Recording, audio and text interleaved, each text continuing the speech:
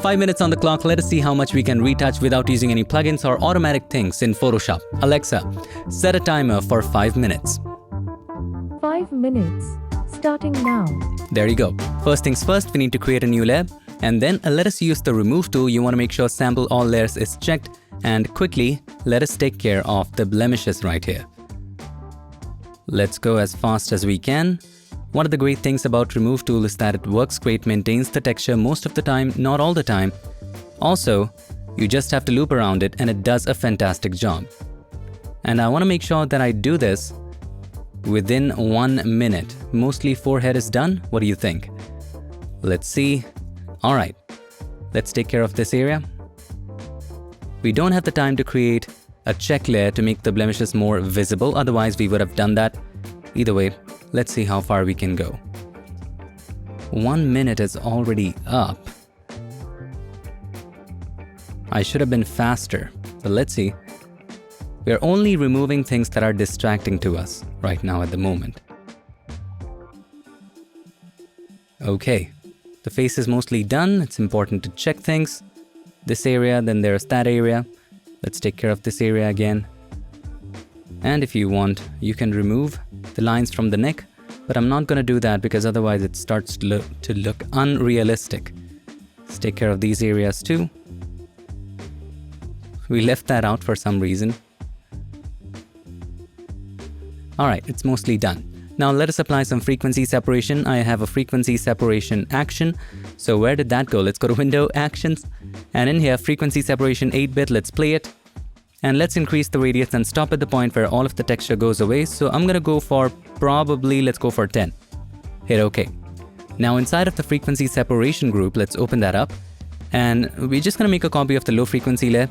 And you can turn off the high frequency. And inside of that, let's use again the remove tool. Also, you don't need sample all layers at the moment. You can keep it, but that's just something that I feel that makes the remove tool a bit faster. So let's try that. Let's zoom out a bit and let's focus on these areas. And yeah, it does a pretty good job. Now, this is one of the modern ways of retouching. How much time do we have? 2 minutes. Let's see what we can do in that.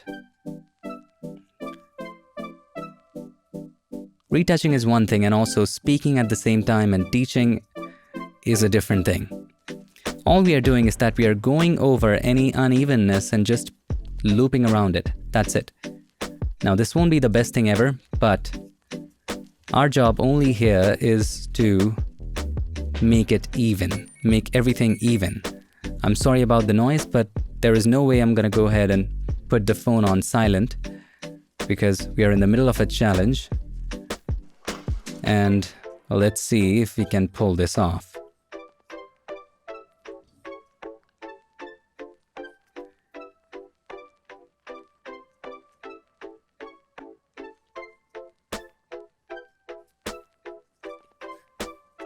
Mostly it is done. What do you think? At this point, I recommend zooming out and seeing if there are any unevenness here and there. We just have 1.5 minutes.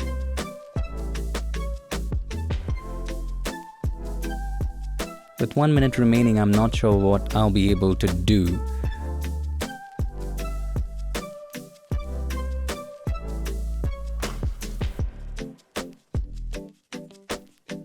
Before, after, we have come a long way.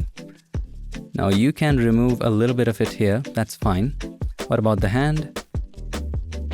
Maybe a little bit there, maybe a little correction here, 50 more seconds. So we're gonna have to stop right here.